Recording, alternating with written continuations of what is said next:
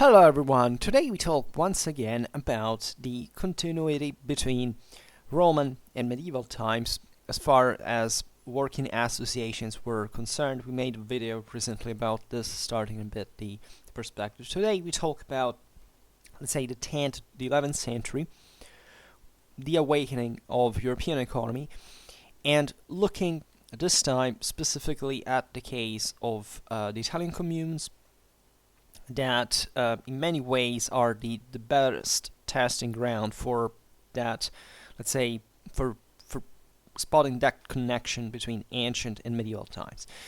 Our thesis, if you remember last time, is that actually there's not such a teleological link, not even properly a, let's say, a continuous one, but essentially a coexistence of different, let's say, old and new, means that at the end of the day, in these urban centers, because we're talking, of course, about this at the end of the day, not wholly though, we'll try to understand better this now, are could be even antithetic in part. It could, always happen in dialectic with each other, and therefore developing eventually the medieval guild that is something quite peculiar that in the ancient world didn't quite exist as such. So today, of course, we can't explain technically how the process happened.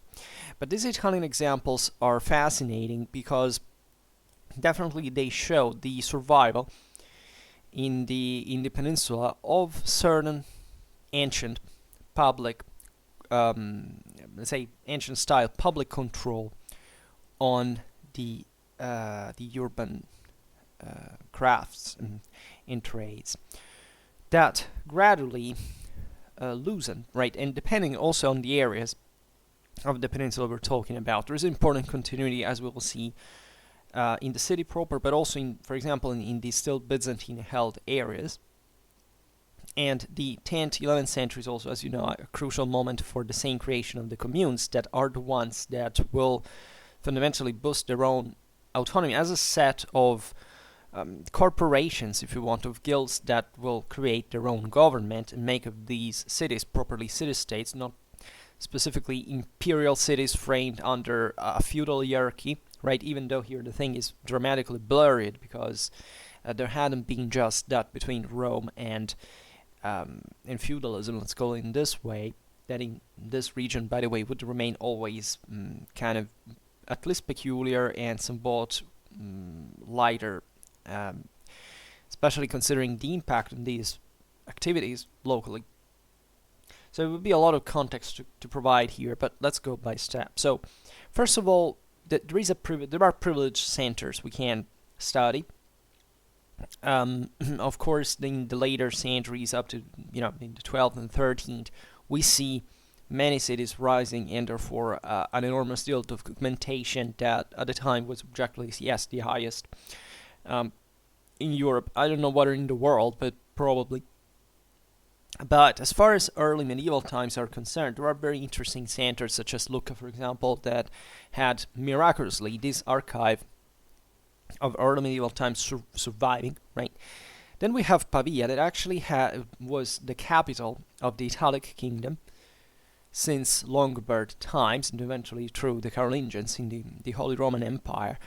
That, as you know, remained an important administrative center in spite of the kind of, unstable nature, let's call it in this way, of the Italic kingdom proper, and the archives of which actually went destroyed in great part, but that still, for the administrative importance of the city, because politically speaking, other centers were rising more, like Milan, for example, provides interesting information.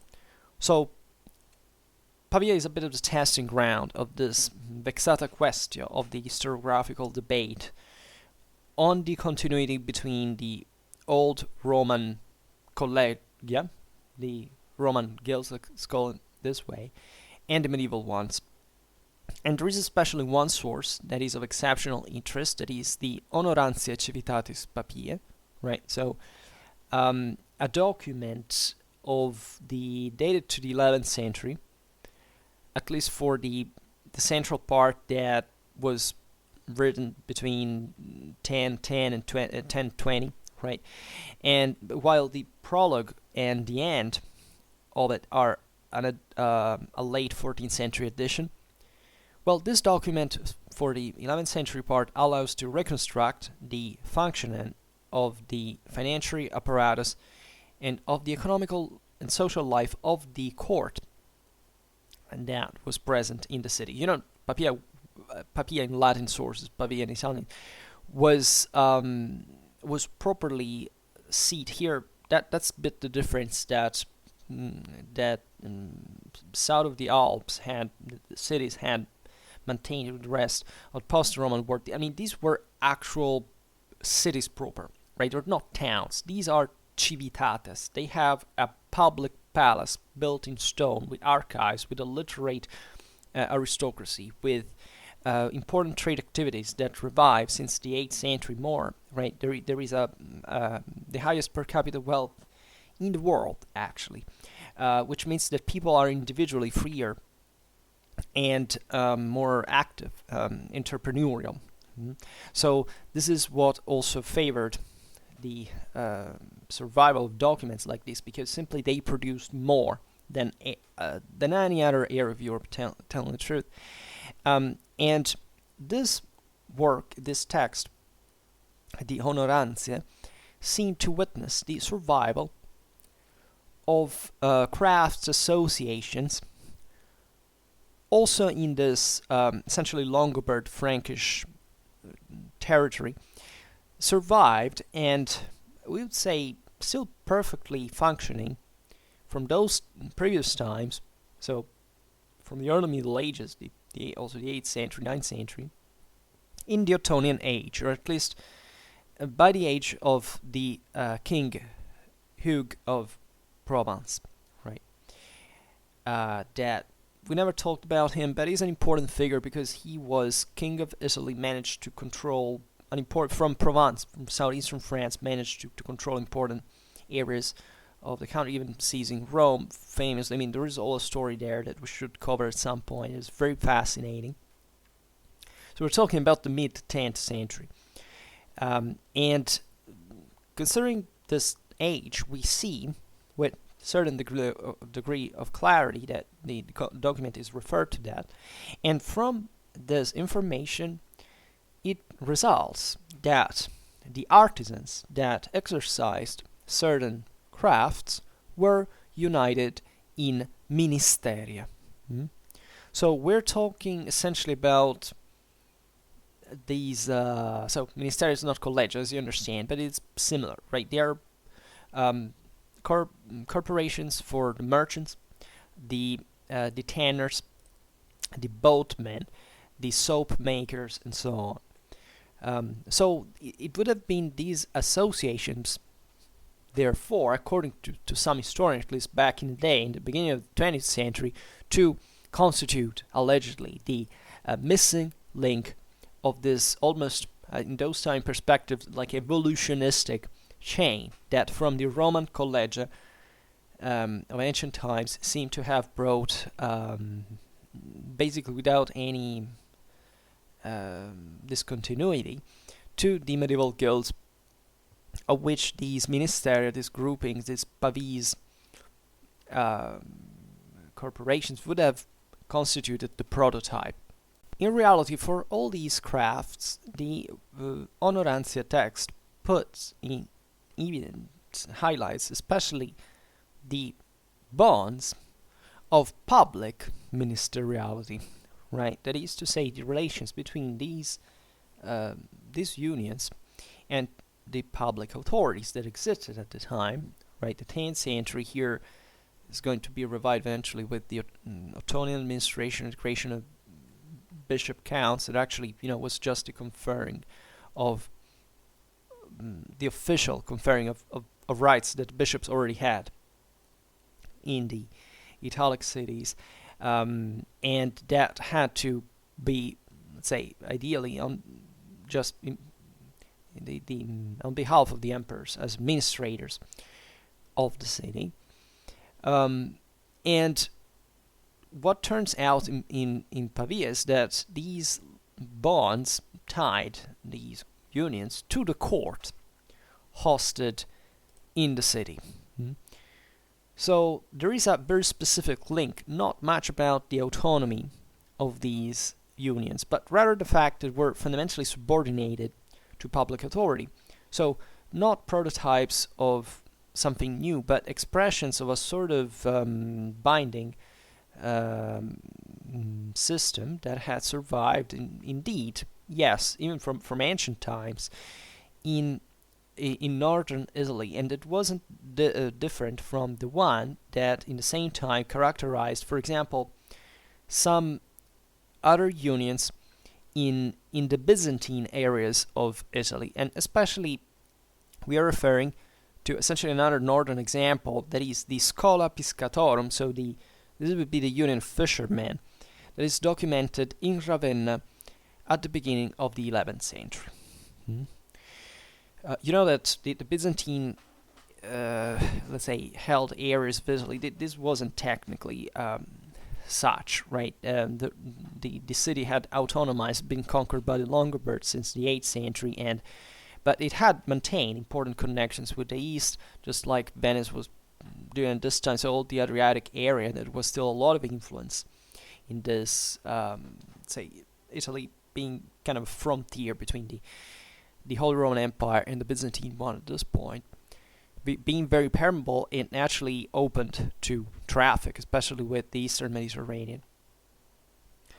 But there are other other examples. For example, the same Rome witnesses corporations of oil merchants, where basically at the same time during the 11th century, Rome by the 11th century were still floating too, even further south from these other cities in the let's say in between the Germanic and the Byzantine world in a way, and the papacy technically was still winking more at Constantinople than at the Germans at this point. Then eventually from the 11th century would gradually, I mean, definitely from the 12th, but from the 11th century the shift was balanced more clearly. But let's say a city like Rome that was all but, ended, but on the contrary was still one of the most important cities in the West at the time, by far one of the first indeed, showed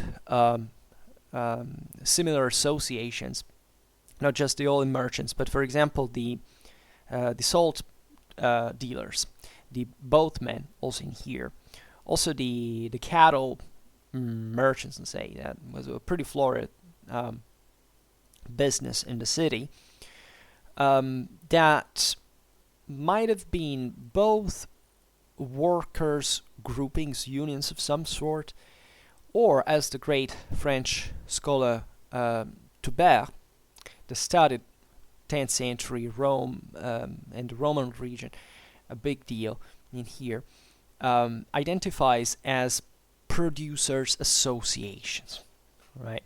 Consider that Rome was held by very powerful aristocracies that were heavily involved in this also not such short range activities for out of the city. There is this important work dating to the 9th, 10th century that is properly Byzantine, from Constantinople. The book of the prefect, or the eparch as it's called, is usually dated to the time of Leo VI, we're incidentally talking about yesterday with the 10th century Byzantine navy video. That is a very interesting, we could call it commercial manual, that gives for each trade a clear let's say disposition that reflects naturally the control that the imperial court held on some crafts associations of certain cities of Byzantine Italy proper. Here we're talking about the south, that was technically still Roman held there, but of course there are reflections even in cities of important Byzantine influence like Rome and Ravenna, as we have mentioned before.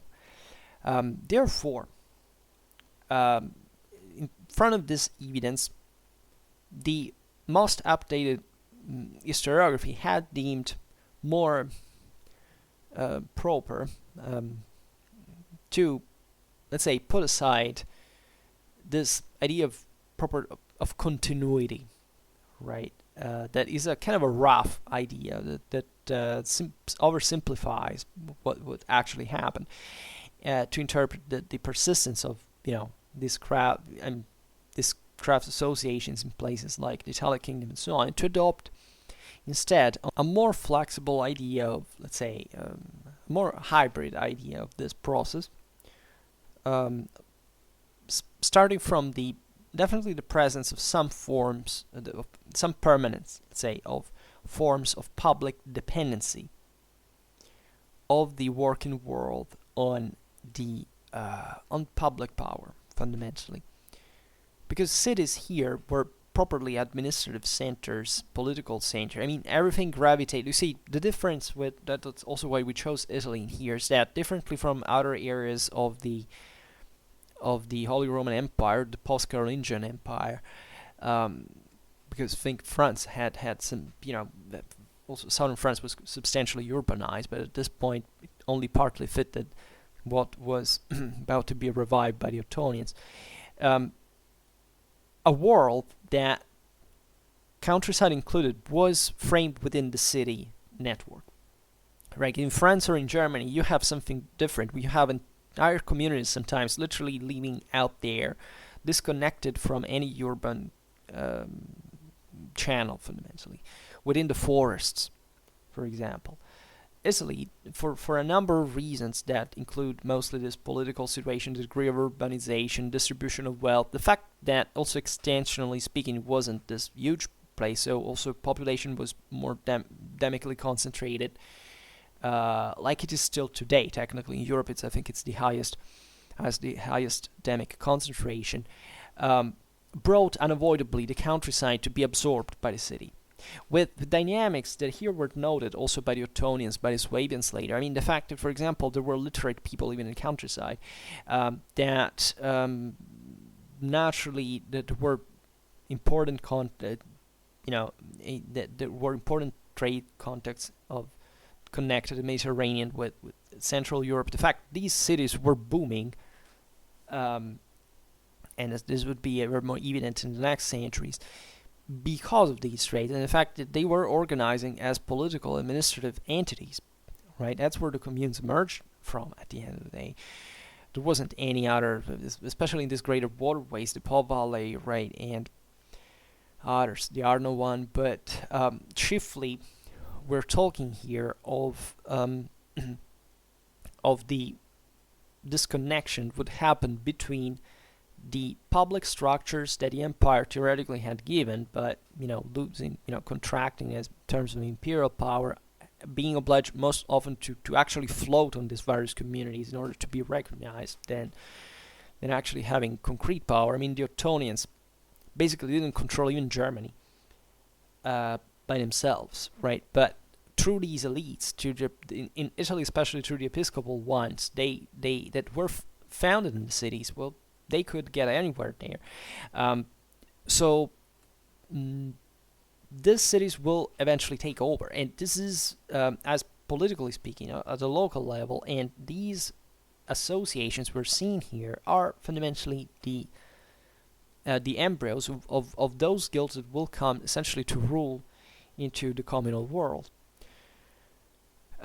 So, continuity, discontinuity, right? Even in here between the Roman Empire, if we want to draw a boundary with the Holy Roman one, which is debatable in part, but also acceptable from the other. But the idea that at the end of the day, these are, you see, for Northern Europe, it's much easier to draw like a separation point, right? Because certain areas, basically, the Romans back in the day retreated from them. They hadn't been particularly Romanized either, and they are transformed into something else, especially with the migration of some Germanic groups. This is very evident in Britain, but even northern France, right, or the Danube in part, the upper middle Danube, better upper Danube, let's say, So it's easy to talk about post-Roman times. You pick areas like Italy in this case, even in those, like for example in the north that we've seen here, that wasn't in Roman times particularly, even developed, but that during Longobards times, Carolingian times was growing more than the rest at some point. The idea that there is a discontinuity from Roman times is difficult, even just from an institutional point of view. I mean, whatever had existed there, even the Longobards that were technically, even from a political institutional point of view, they always stuck to the Germanic model, never bought minimally into the imperial Roman one, but still they were importantly Romanized. There was an empire revived by the Franks as Roman. There were Byzantines there. There were always contacts between these areas. So the Longobard kingdom was founded on the cities, Pavia being the capital, being the most important examples. Their literate elites, juridically skilled ones. I mean, it's a world where you can't trace a separation line. It's too difficult, right? And therefore, what we witness here is fundamentally just a transformation of something that was also gaining steam, and therefore improving and adding something never been seen before. That's why medieval guilds, at the end of the day, were not the Roman collegia in many ways. They were more dynamic. So, in order to find a kind of this important change, we have, however, to wait a certain specific definition of economy, because it was clear at the time that crafts associations, as controlled by public power, were of course contained, and this producers class, let's say, or also mercantile class in part, so it was a very varied one, by the way, very articulated one, was however growing within this, that there was an ever imposant role that it had on the city economy, and also hence the reason to regulate them further. So there was consequently a growing hostility towards these forms of bond with public authority that reached, at least in one case, to a level of true and proper revolt, right? And it's in the same Pavia that this happened in 1025, where the royal palace was stormed by the rioters that protested against the duties of public nature to which the artisans and trade merchants were tied. But also when the development of a different, newer, more dynamic concept, one of corporation, was developed, there wasn't properly either, or automatically, as if there was a sharp break, certain aspects of this previous public bond, right? Because that's a bit, in a nutshell, the history of communes. The communes take over the same institutions that had controlled the city before, right? They were not namely the bishop, they were namely the comital ones, the ones in theory managed by the emperor.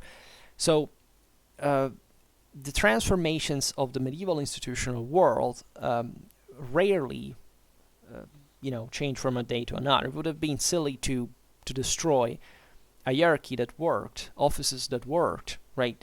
Some of the classes would start the communes were the same ones that were working for the bishops, who had the skills, the literacy, the administrative capacities, the wealth, because these were landowners, they were traders, right? Yes, the economical, let's say the monetary side of the story was important here, more than in other European areas, but technically we're talking still about land owning as the base of this power, that, as we've seen, was connected altogether to the city, right? There weren't, there were great rural lords at the same time, and these were urbanizing themselves at a certain point. So all the wealth was accumulated in these centers. And what we see here, therefore, is just the long coexistence between one or the other form in this, even oppositionally, as we have seen in the case of the 1025 Pavese revolt, because there were different interests regarding this. We would control that. Therefore, certain ministeriality, as we have seen it before, so in this sense of, yes, you can unite as a working community, but you're still controlled and you have some duties to public authority. It tells you basically, that regulates what you do and you have to provide something for it, remained. Right, it remained even in the moments of blooming of the autonomous corporative organization in later times of the guilds proper. For example, in Pisa, Tuscany, still by the mid 12th century, the innkeepers, the bakers, the grain merchants, and those who traded oil depended still on the viscount, right? That is this X guy, representative of royal power in the city, right? Here, maybe we didn't expand too much on that, but we explained it before. I mean, the cities technically in Italy were the centers of the county, right? In other, the whole Carolingian Empire had started that, right? When the Carolingians invaded Italy, they basically maintained the same districtuation of the Longobards duchies. There was nothing but the Roman one, that was in fact one founded on the city and its surrounding province, right? So in Carolingian times, in the Italian cities were ruled by these counts, and in the moment of contraction of imperial power, the moment between the Carolingians and the Ottonians, and after the Ottonians and the the Salians, there was this intermittent imperial presence in Italy, right? That therefore, that still, considered itself fully within the empire as it was, but and theoretically had this public authority there to be administrated by someone. So the counts that had been the bishops usually, but could be also appointed theoretically by imperial power, now were still present as some forms. At least there was somebody in the commune, as they were being formed now, that had that vice-comital power, because that gave the legitimacy to rule the city in that sense. And the city itself, at that point, the commune itself, controlled that prerogative. We have another example from Genoa that is exactly from the same 12th century, like Pisa, somewhat similar cities in this context of maritime republics, and therefore heavily, seeing a great rise actually in trade activities and this working association. The Vice Comites continued to control the crafts of the butchers, the selling of meat, so much that the sources speak explicitly of butchers that constituted themselves into a craft by explicit will of the same Vice Comites. So here we have, as far as a public authority that establishes the creation of corporations. So the ministeriality there is, I literally created you as a union. So you stay to my rules, right? In Verona, northeastern Italy, during the 60s of the same 12th century, the Count of San Bonifacio had the prerogative to appoint the holder, the leader of the art of the bakers and the butchers. In Piacenza, northern Italy, in the 70s and the 80s of the 12th century, the controllers literally of the annona, of the city supplies, depended on the bishop's advocate, that on his side maintained also all a series of rights over the butcher shops, exactly as by the end of the 12th century also was done by his equivalent in Acqui, in northwestern Italy, to which every seller owed a census, either in money or in nature, to have the right to sell its own goods on the city market. And in the 13th century, in Padua, northeastern Italy, a tribute was owed by the bakers and the innkeepers for the bread and wine that they sold.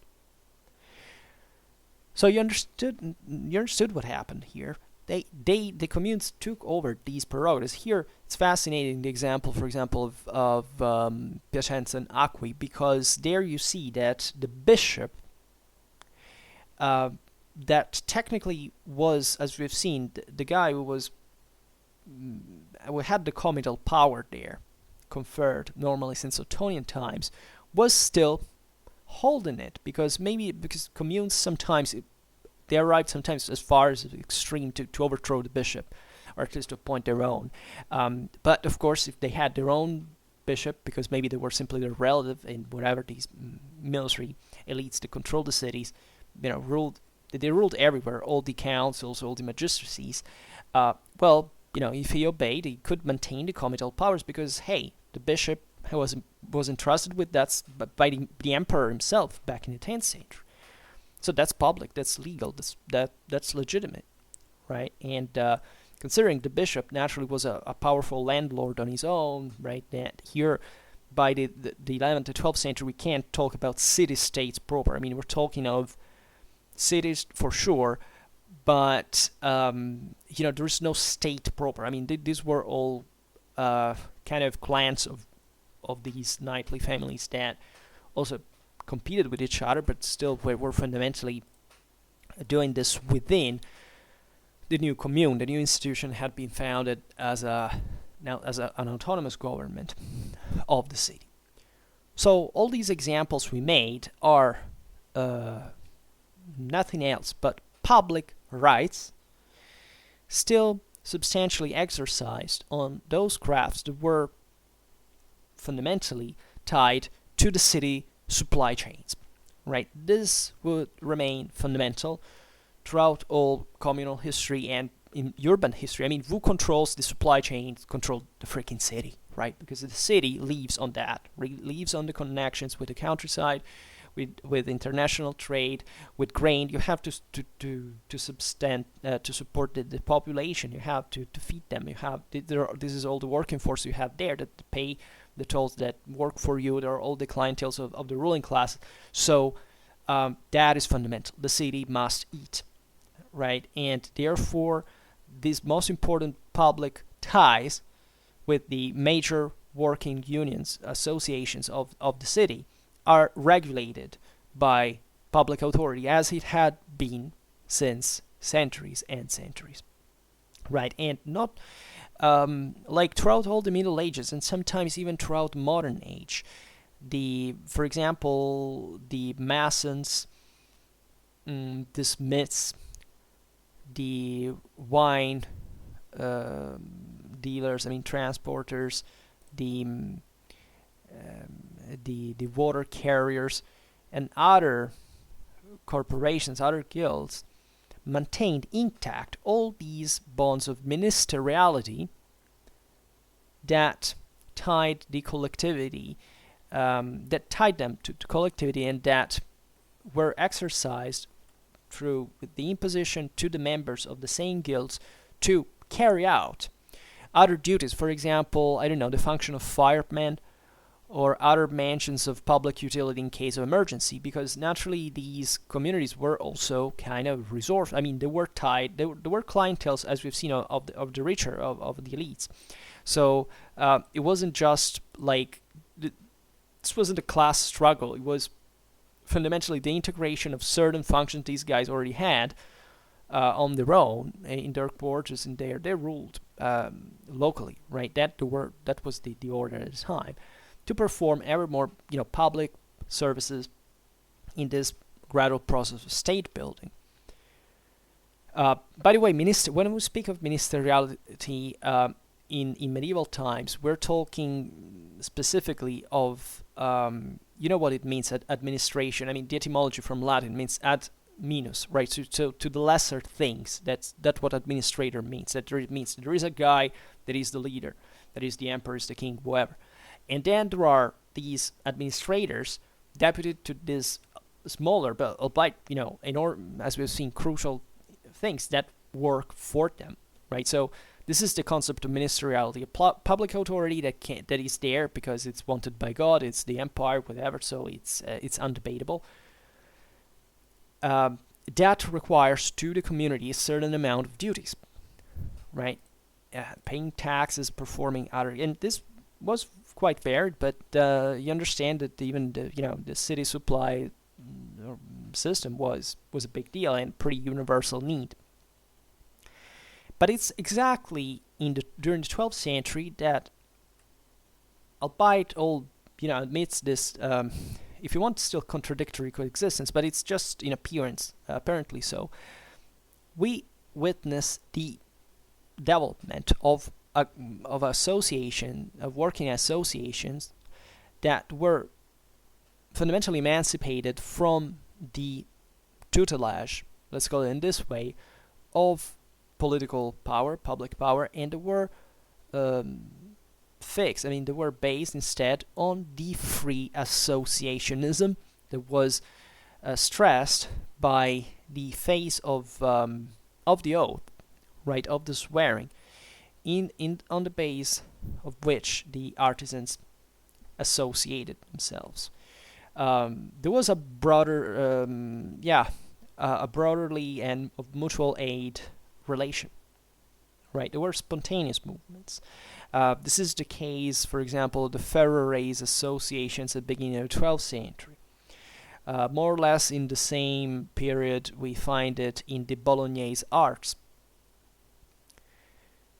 So there is this double value, the brotherly and the working one is typical of the Middle Ages. And especially was very compact. That is, you cannot distinguish the two aspects. Before the 13th century, it's extremely difficult to distinguish the properly meant brotherhoods. For example, even just the religious ones from crafts associations, right? Both in the city and in the countryside. And even when, in fact, in the 13th century, these two aspects began to be better distinguished, however, some, identification elements were frequently preserved within them, since they were favored, more or less, exactly by the swarming of the laymen in the world of work, and also in the sphere of religious practice, as well as within the church itself, right? So we're talking specifically of the,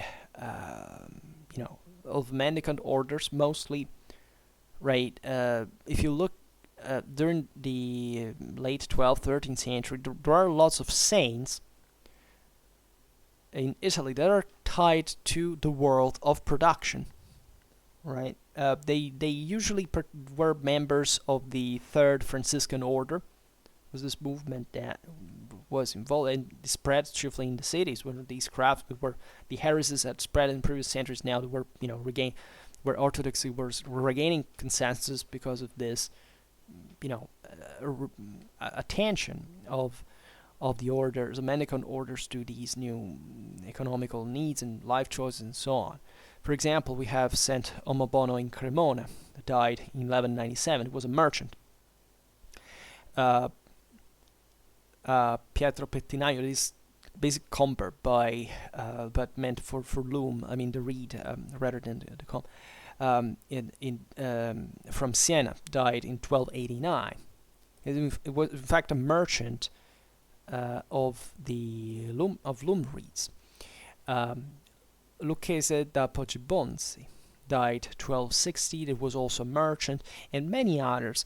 And figures like this, as it was said at the time, contributed to reinforce the associational / devotional value of certain working crafts, master's crafts. However, still, within this dual aspect, the economical aims of the corporations went to be ever more neatly outlined, and this phenomenon can be say summarized in a double concept of mutual advantage. Right, for the producers, there was the need to eliminate every form of competition between those who exercised the same craft. Right, they were becoming law-based fundamentally, and in fact they were monopolizing by the 13th century. Importantly, even the city institutions, because these were popular associations. That's the moment in Italian communes where the populace takes over the military class. And for the consumers, naturally, the one that were getting ever less powerful politically speaking, but at the same time we're living in ever more precarious situations. So their need was to see granted, for example, the ceiling pricing, the ceiling prices. So it was a world now that was taking a further form that now we can't expand on. But we can say that within the 12th century there is the main change, right?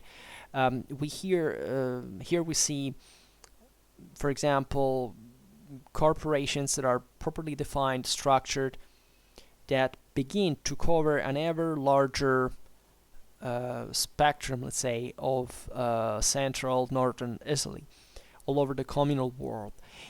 And representatives of the arts and their leaders appear ever more frequently in public acts, together with the representatives of political power.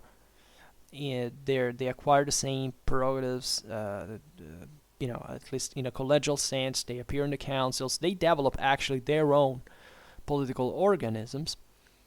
And this is aimed to basically compel the representatives of political power, that were still the consular class, the military class at the time, to grant, with their presence, through that presence, the respective pacts, norms, treatises, agreements, or whatever had been contracted, negotiated to rule the city there. It was a big business indeed.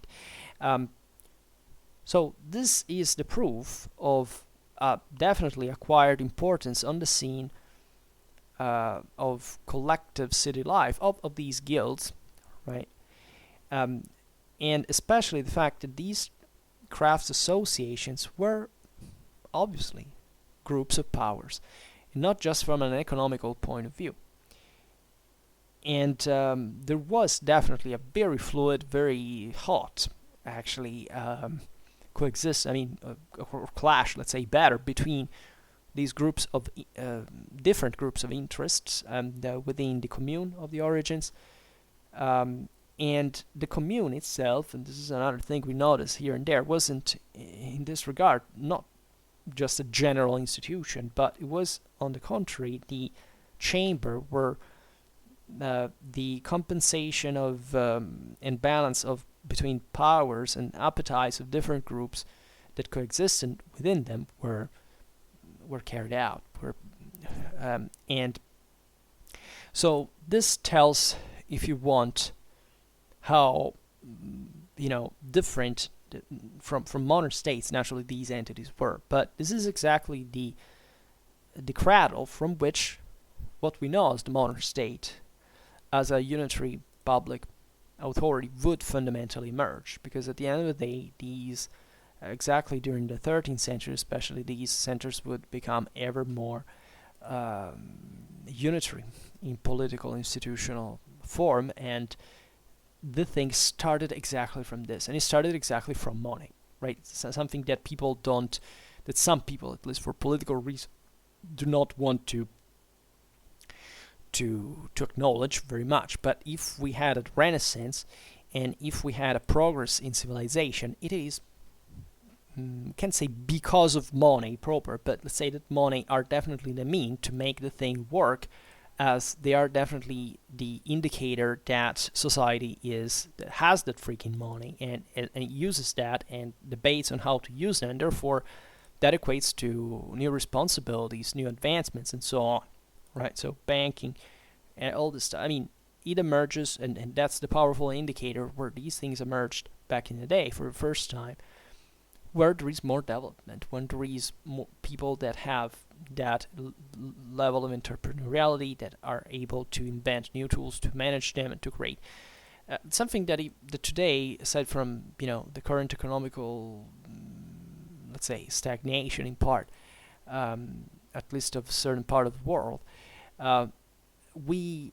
have began to lose in as far as I would say it's concerned, the direct participation. Of course, like it's a bit the 13th century now, where this growth was basically almost exhausted, and now that there were also the cracks, the first recession and contraction and so on, but where people lost control also. But at the same time, it's these words were able to find new solutions with a good degree also of collective participation at the end of the day. Today we have lost that. It sounds as if what we have now is due to us, that we don't have to create new models or ideas or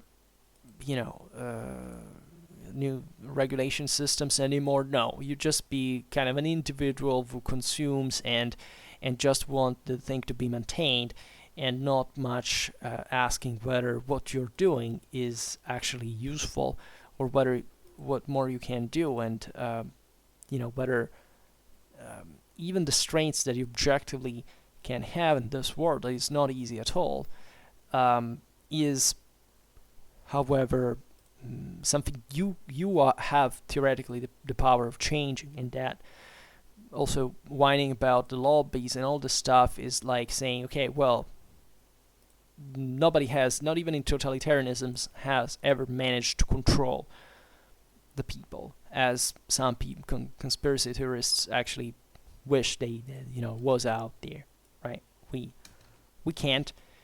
What we can do is to put ourselves at work and face the new challenges, and just being concrete and real, and not giving up every capacity of confrontating with reality just by babbling bullshit about conspiracy theories and plans of world domination and this stuff, right?